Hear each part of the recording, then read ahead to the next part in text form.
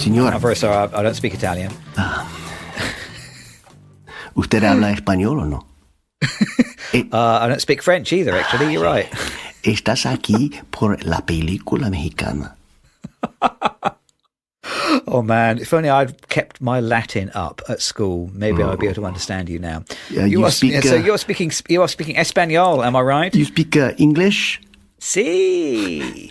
Yes, I threw in one French bit there when I said monsieur, but... oh, did you? Oh, right. When you didn't respond, man. I thought, yeah, I didn't even spot that. Yeah, well... So the popcorn counter is looking pretty cosmopolitan today. Ooh, yeah. Well, we got the green and the white and the red colors. And these little beers with wedges of lemon in the top. And palm trees. So welcome to the Popcorn Counter here at the Two Reel Cinema Club. I am James Rosica. Yo me llamo Andres Llorente. And we have just spent a couple of weeks in Mexico, I guess, with Emilia Perez, and then Touch of Evil, neither of which movie make Mexico look like an appealing place. But that's entirely inaccurate. Mexico has had a relatively important role in the history of cinema. Yeah. Or at least insofar, I mean, there are some extremely significant international filmmakers of enormous repute who come from Mexico, who have steered international cinema for some years, and at least two of whom you used to live next to. Am I right? Who did you used to have coffee with all the time? Oh, coffee all the time. Stop. Alfonso Cuarón lived in, I think, Notting Hill or close to there when I was in London. Right, but was it him that you used to see in the coffee shop all the time? Yes. Right, no, okay, not all the yeah. time. Two occasions. That's all the time as far as I'm concerned. And one mostly because he was staring at the beautiful third reel of the Two Reel Cinema Club, Ines Braga, who I used to take coffee with quite often. So I think he had a little crush on her maybe. But he definitely was in that neighborhood. He was, I feel like, we saw Children of Men at school. I think the producer... Yes, we did. I should know his name, came and talked to us and presented it. And I think we were all kind of wowed by that film. And that was definitely done in London, I think. A good part of that film was made in Yes, in I England. think so, yes. So that was, I think that film came out right around when we were there, 2006 or 2007. Yeah. Probably shot there in 2005. And I, to my knowledge, he was living there from that point on. And I don't know if he's there now or not. But Gravity, which he made like two films after that, I think made so much money he could probably buy West London now, I believe. Absolutely.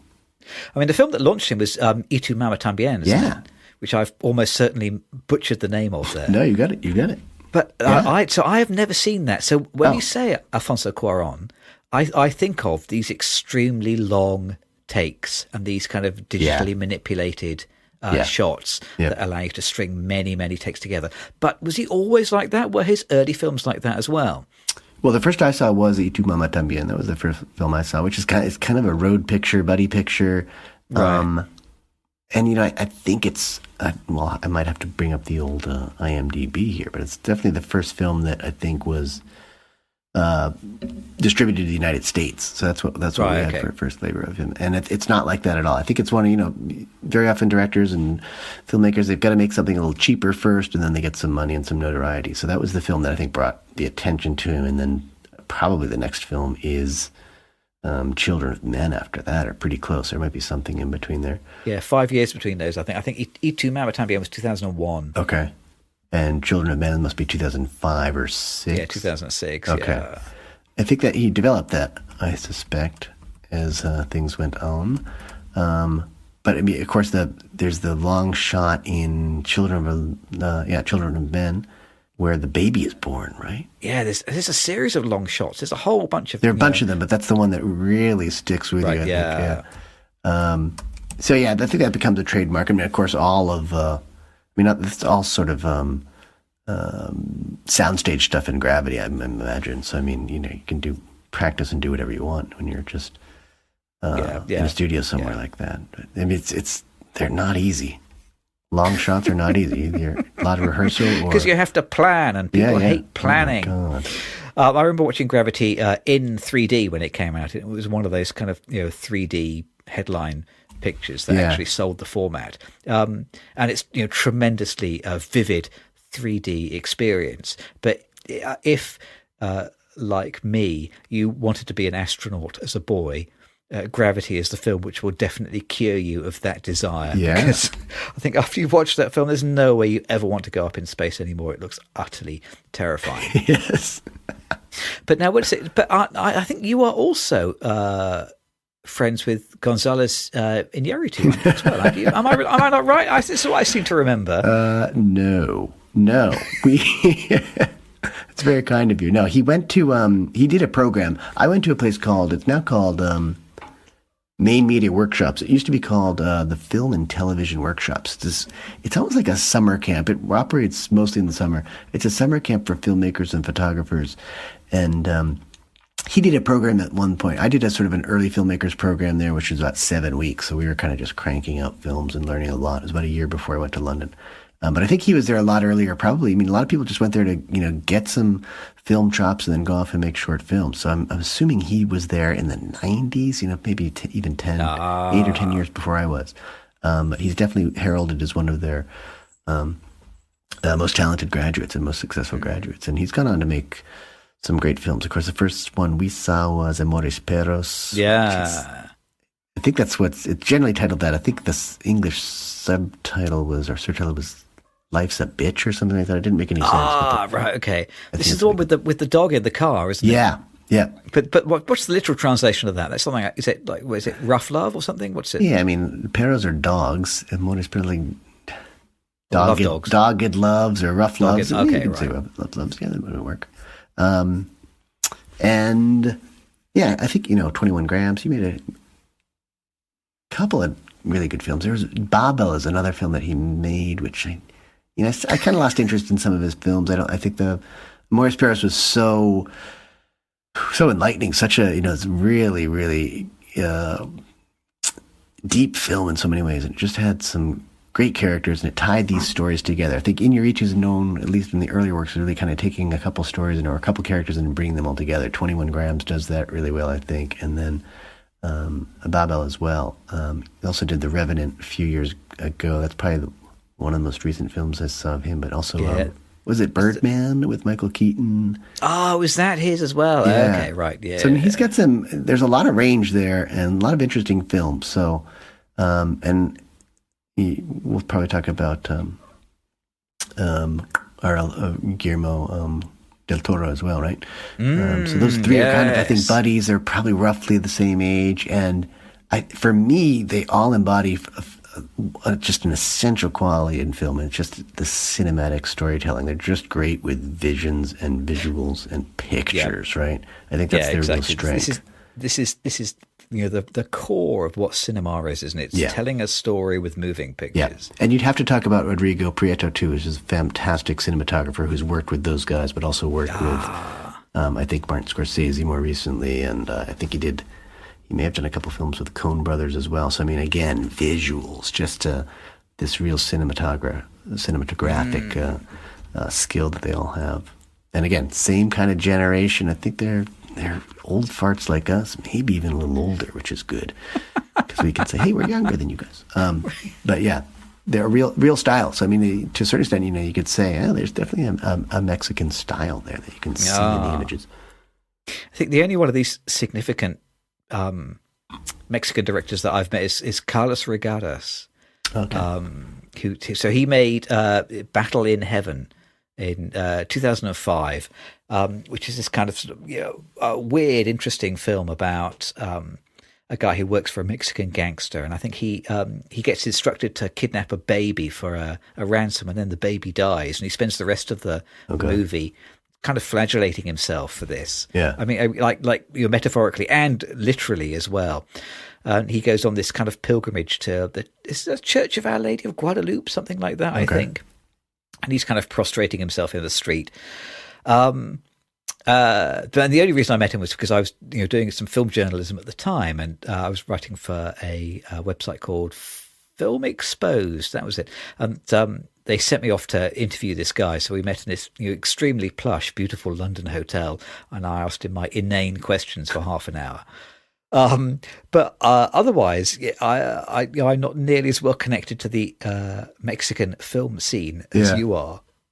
I think if you stop people in the street and you ask them, tell me about a Mexican film, I bet more people than any other film would come up with Coco, that 2017 Pixar film about the Day of the Dead. Oh yeah. we went to Disney World last year and brought back like a little Coco themed Day of the Dead skull. But that is one of those sort of cultural touchstones that the whole world understands about Mexico.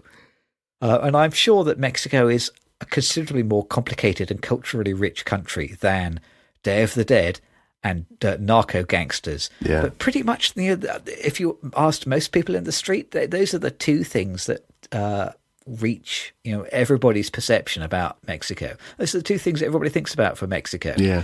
I'm glad that there are sophisticated, mature, intelligent directors from Mexico making more sophisticated, intelligent, mature films about the country.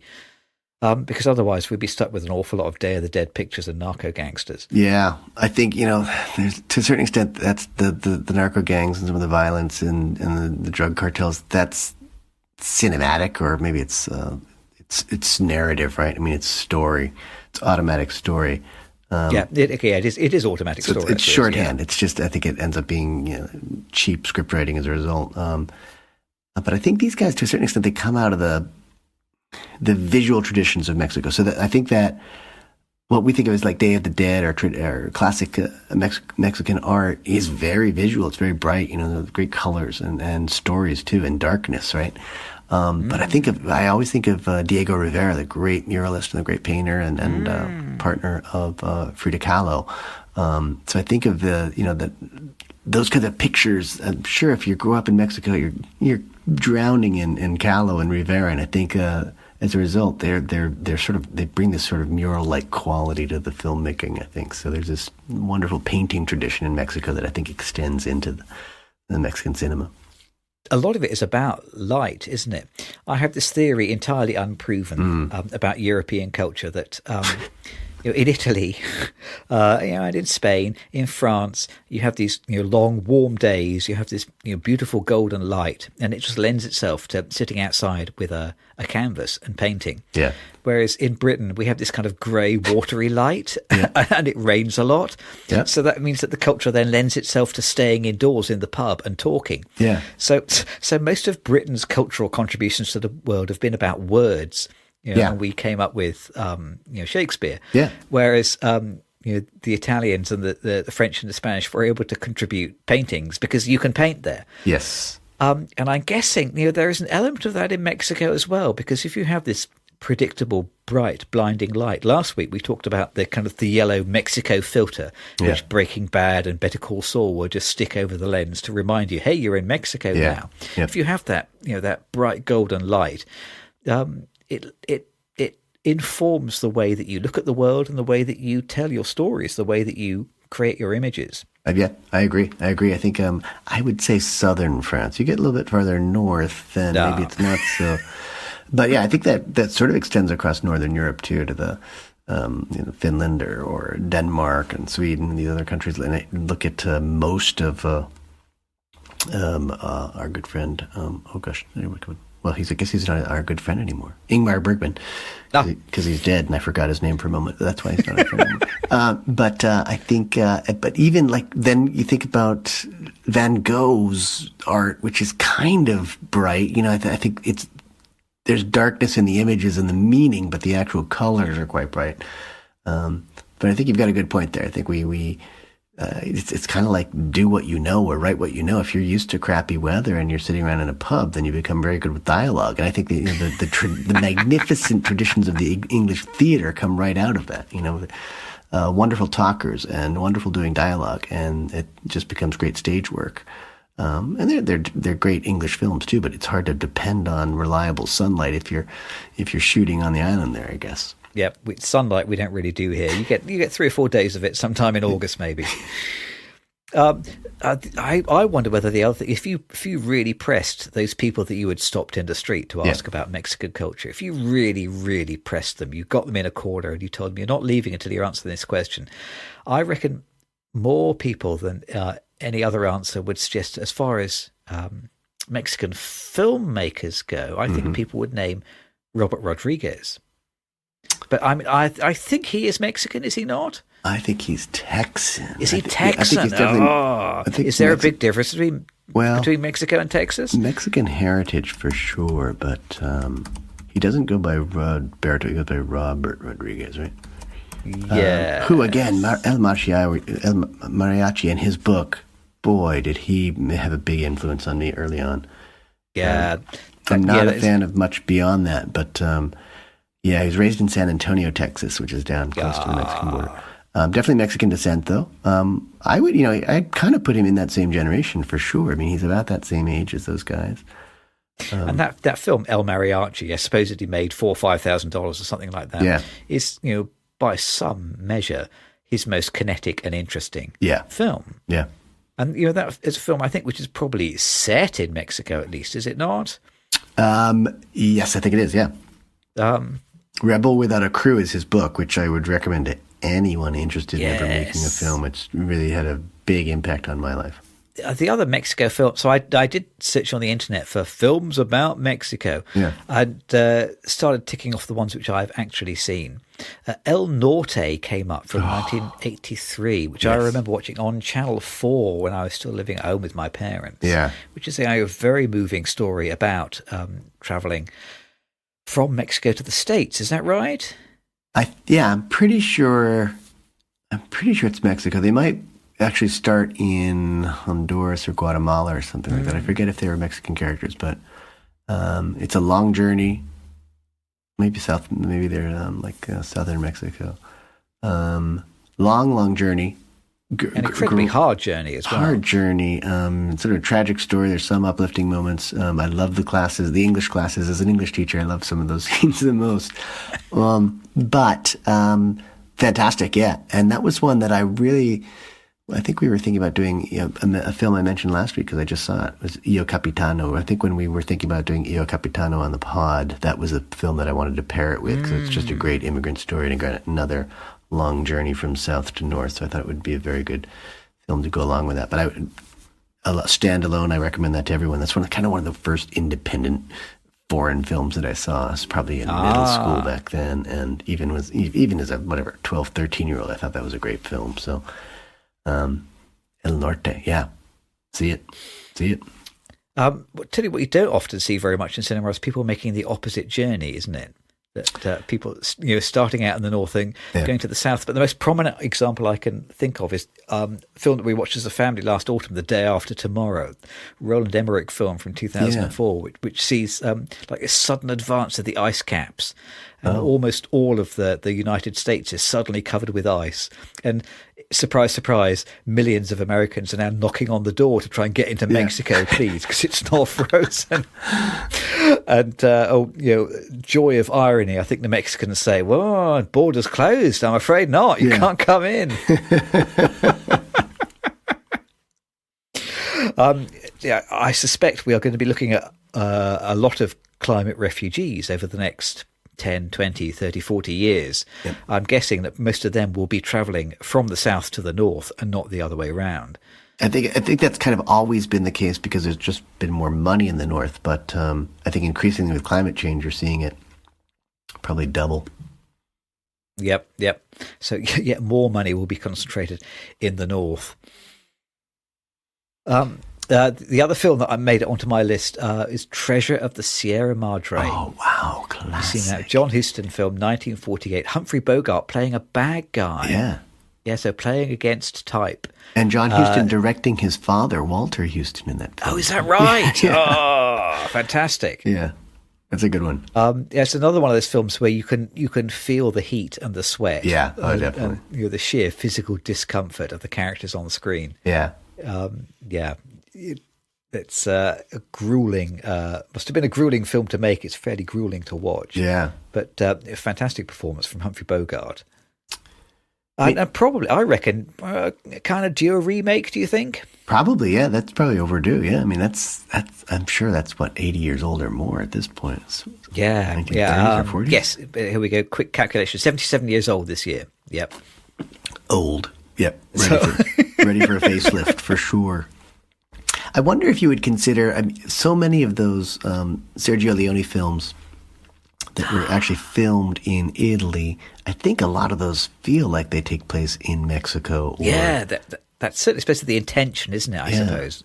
But that visual style is, again, there's kind of a link, and I don't know if that comes out of even just the idea of Mexico, but those big wide shots, they're kind of close-ups, but they're also super wide, and just the geography. I mean, those films, I think, for me, again, it's kind of depends a little bit on either robbing trains or banks and gunplay, but they still have some of those violent stereotypes of the country, but I think they sort of are meant to take place there. Certainly not in Italy. I think they're meant to take place in Mexico, or maybe the border towns, the border areas in the American Southwest a little bit, but they kind of, again, give you a feel of the country, even if you're not there, I suppose. And certainly as far as Once Upon a Time in the West goes, I mean, the people who are the real baddies are the white guys in that film, isn't it?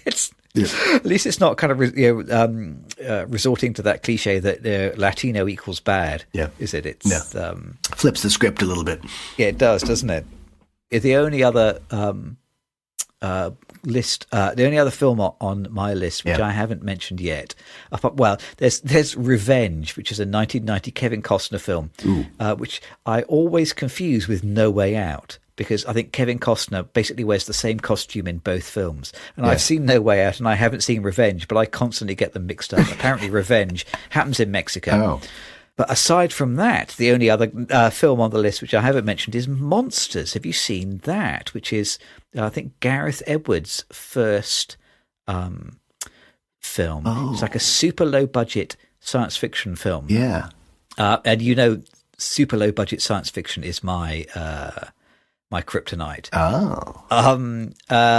It's a film about like a putative alternative near future where aliens have landed in, I think they've landed in Mexico.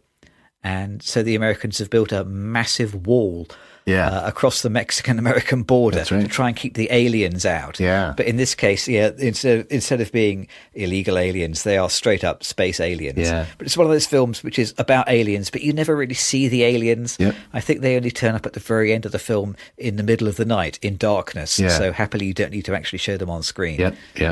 And I think the most notable thing about this film, so I personally think the film's a little bit disappointing, and I think it takes a great idea and sort of does nothing with it. And it has a couple of not very believable characters who have like this big brush with death, and then they're having sort of a meet cute flirty moment immediately afterwards, and it just doesn't really ring true. Yeah. But the one thing worth writing home about is the soundtrack for that movie is by John Hopkins, who is a local musician. He's a Wimbledon-born musician who did the soundtrack for this film, and the soundtrack is great. Oh. So maybe buy the CD and watch the movie. That's what I would say. Wow, shout but out it'd be Wimbledon. Interesting to watch Monsters again today. Yeah. Seeing as we have so much talk about building a wall, I'm sure that there is a satirical element in Monsters which I didn't spot the first time around. I think there's a nice metaphor there for sure. I just want to shout out Guillermo del Toro quickly, because I think Pan's Labyrinth is one of the best films of the last 20 years, and he's a Mexican director and writer and filmmaker. It actually is a treatment of the Spanish Civil War, but it's so visual, so beautiful. It's really I don't know if it's magical realism, but it's definitely a bit surreal at times. And I think it's fantastic, and it's just a great film. So again, why not boot that up on the streaming service and take a look at that again, because that's a great example of pictures. Just telling film with great pictures. So that's a skill of his. He has a lot of other films, but that's definitely my favorite of his work. Telling a story with pictures. Yeah, that's what it's all about, isn't it? Yes, that's what it's about. Yes. Well, I might have another one of these beers with the little lemon stuck in the top. They're quite good. Dos cervezas más, por favor. Yeah, and also 2 more beers as well, please. That would be good. Hey, your Spanish is really bad. Just kidding. That's because I'm not really meeting the right people in the right coffee shops. Is where I'm going.